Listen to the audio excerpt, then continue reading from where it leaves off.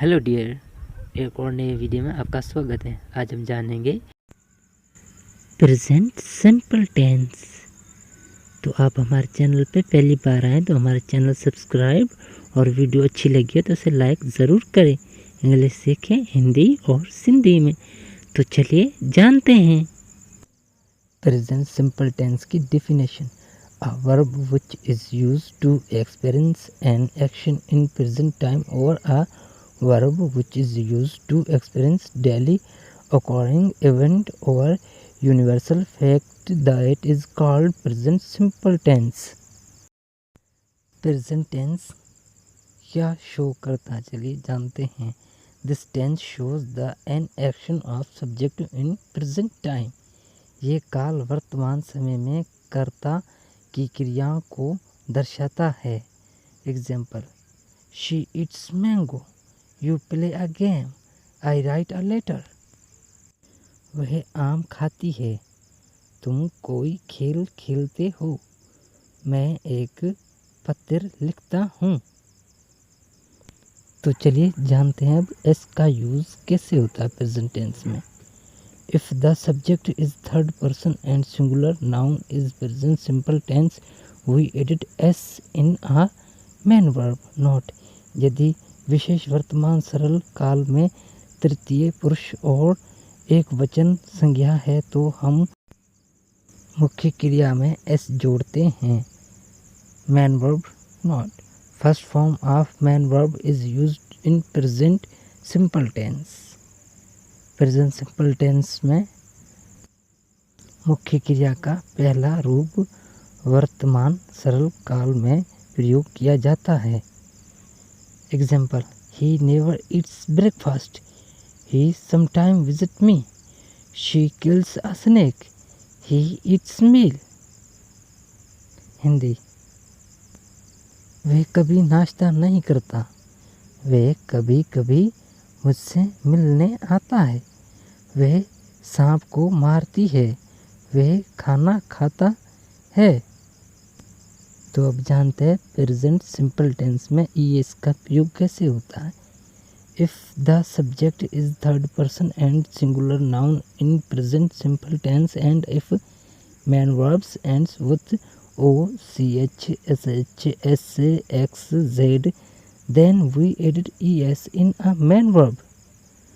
Note: यदि विशेष वर्तमान सरल काल में तीसरा व्यक्ति और एक वचन संज्ञा है और यदि मुख्य क्रिया O C H S H S x Z के साथ समाप्त होती है तो हम मुख्य क्रिया में ई एस जोड़ते हैं।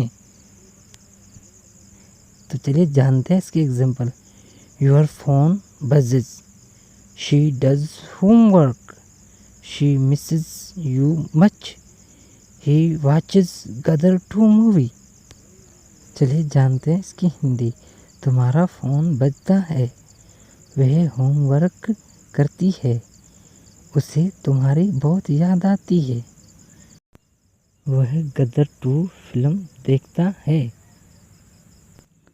तो चलिए जानते हैं प्रेजेंट सिंपल टेंस में आइए इसका प्रयोग कैसे होता है। If the subject is third person and singular noun is present simple tense, and if main verbs ends with consonant y, then we remove y and edit ies.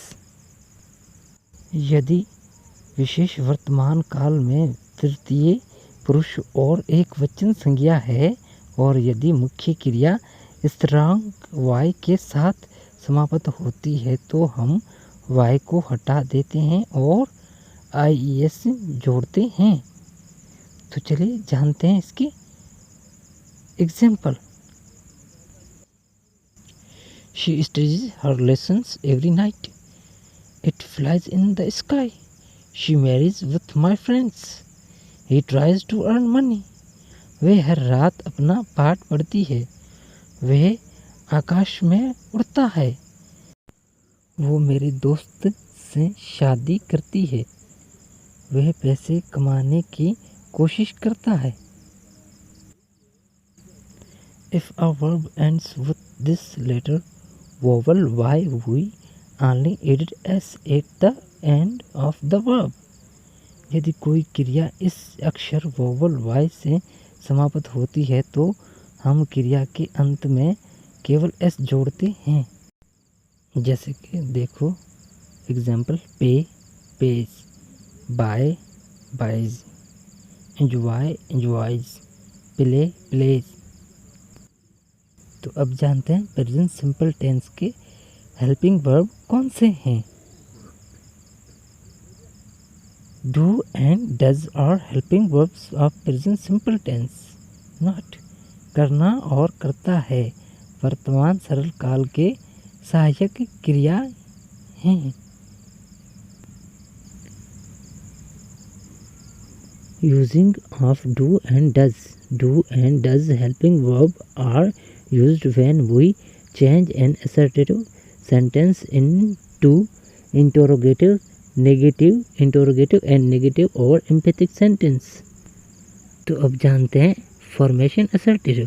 Subjective plus main verb plus objective. You go to school, we play football, you singing a song, आप school जाते हैं, हम football खेलते हैं, आप एक गाना गाते हैं। तो अब जानते हैं इसकी नेगेटिव सेंटेंस कैसे बनते हैं। Formation negative. Subjective helping verb plus not plus main verb plus objective. You do not go to school, we do not play football, you do not singing a song. Formation interrogative. Helping verb plus subjective plus main verb plus objective.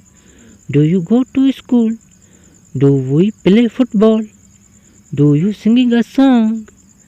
तो अब जानते हैं formation interrogative and negative.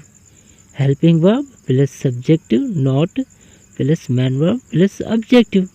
Do you not go to school, do we not play football, do you not singing a song. तो मिलते हैं tense के दूसरे video में।